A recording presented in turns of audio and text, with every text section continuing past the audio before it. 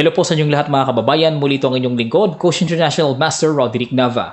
Ngayon naman ay pag-aaralan natin ang nangyari sa game number 2 ng final round ng Carlsen Invitational Online Rapid Tournament hosted by Chess24.com between World Chess Champion Carlsen versus Super Grandmaster Nakamura. Nung first game ay nakaungos ka agad-agad si Magnus. Ngayong second game kaya ano ang nangyari sa facing ng game. At sa mga hindi pa nakakapanood ng games na na-analyze natin sa torneyong ito, ay makikita nyo ang link sa description below. Okay, so tingnan natin. Naka played D4, Magnus played Knight F6, C4, E6, Knight F3, D5, Queen's Gambit, Knight C3, Bishop E7, Queen's Gambit decline, at pinili ni Naka na mag-Bishop F4 variation. Castle, E3, at nag-second choice naman dito si Magnus. Actually, dito ang pinaka-top of the line ay yung C5 kagad. Pero sa lawak ng pag-aaral dito sa linya na to, mostly ay maganda ang performance ng White. Kaya nag-e-explore si Magnus ng kakaiba, Knight BD7. Yun nga lang ang drawback ay nauunahan na ng White yung C5 square. So, hindi na maka-C5 ang black. Then dito ay nag-Knight H5 para tagpasin kagad yung strong dark square. Bishop D3, interesting. Ino-offer yung exchange. Ito nga yung ginawa ni Magnus. Takes. Double pawn pero nakakapag-provide naman yun ng very strong control sa E5.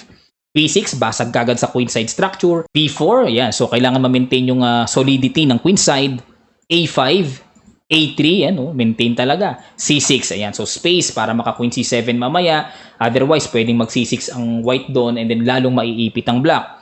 Castle, Bishop A6, ayan. So, exchange the bad bishop into good bishop. Then, nag-Queen E2 na para pwersado talagang makipag-exchange. Takes. G6, ito yung new move para ma-prevent yung coming F5. Yan. Kasi dito, ang kadalasang pinipili ay Queen C7. So, target lang sa pawn sa F4. So, dito marahil nakakapush ng F5. Ayan. So, nanyu-neutralize kagad yung double pawn. So, ginawa ni Magnus, pinako niya muna yung F-pawn, then mamaya niya aatakihin yan. Via Queen C7 to F4. At dito ay nag-rook FC1 si Naka para mag-concentrate naman siya sa weak pawns ni Magnus sa C6 and B6. So, imbis na intindi niya yan, kailangan niyang gumawa ng mas malakas na puwersa. Queen C7, ayan na, target na. G3, so depensa. A takes B4, A takes B4. So, nakahalata si Magnus na hirap na yung kanyang paghinga dito. So, kinakailangan niya ng space or simplification. Then, nag-Queen B7. Ideally, mag-rook takes A1, rook takes A1, and then palit Rook A8 para ma-neutralize yung A file at makapagbigay sa kanya ng at least option or space sa laban. So dito ay nag-Rook A B1, iwas muna. So minimintin na ni Naka yung kanyang mga possibilities. Rook A3, pasok na para makapag-create ng pressure. Queen C2. Rook F A8, ayan na. Denominate na yung A file ng tuluyan. King G2. Bishop F6, ayan. So dito ginamit yung bishop para may purpose naman na nakatarget sa weak pawn sa D4 ni Naka. Knight E2, extra protection sa D4, and then meron ding simpleng hataw na B5, yan, may mga ganyang idea, or kakapture ng C takes B6 para mahang yung pawn sa C6, ayan po, paki-imagine na lang. At dito ay nag-Rook A2 kaagad-agad si Magnus para magambala niya yung pinaplano ni Naka na masama. Queen D1, B takes C5, B takes C5, at nag-Queen A6. At dito ay neutralize ni Naka ang second rank since nakatarget din kasi yung knight sa E2, may threat. Rook C2 lang, agad-agad kinapture ni Magnus, takes, and then Rook B8, ayan, palit-palit na to the max. So dito medyo nakahinga-hinga siya. So napaka-logical nung naging strategic decision ni Magnus. Rook takes B8, Knight takes B8, Knight C1, maneuver, ayan, towards D3, and then para lubos ngang makontrol yung E5 at maatake mamaya yung weak pawn sa C6. Knight D7, so development lang din. Knight D3, Queen B5, ayan na. So, nandito na tayo sa part ng islog-islogan. Pag naubos ang pasensya, tapos ang laban.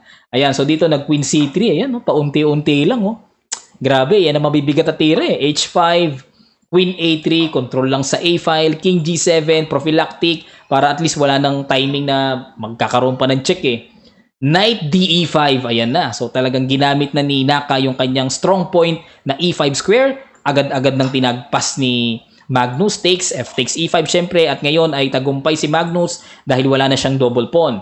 Queen E2, ayan, so nangangalikot na si Magnus. Knight G5, ang lakas din ng Knight G5.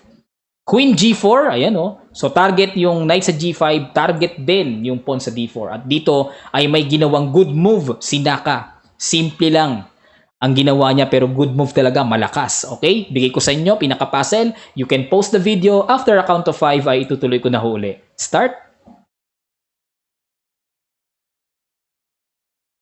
Maraming salamat po. Ang good move na ginawa dito ay H4. Ayan, oh. Dinipensahan lang ng simple yung knight sa G5 at binibigay talaga yung pawn sa D4. At dito, pihikan si Magnus, hindi kinapture. Ayan ang malaking question na naman. Alamin natin, bakit kaya hindi kinapture yung libreng pawn sa D4? Kasi magkakaroon ng ganito, may Queen A7. Target lang yung knight sa D7. So, kapag nag-knight x E5, pakita ko lang sa inyo, mayroong simpleng knight E6. Ayan o, fork, maku-queenless, hindi pwedeng capturein since open check. Okay? So, dito, after Queen A7, kapag naman nag-Knight takes C5, hindi rin pwede kasi mayroong Queen takes F7, matchas the next move. Alright, so balik natin. Kaya pag H4, dito ay nag-Knight F8 na lang si Magnus. And then nag-Queen D3, ayan. So, sinuportahan na yung pawn sa D4, hindi na pwedeng ibigay yan.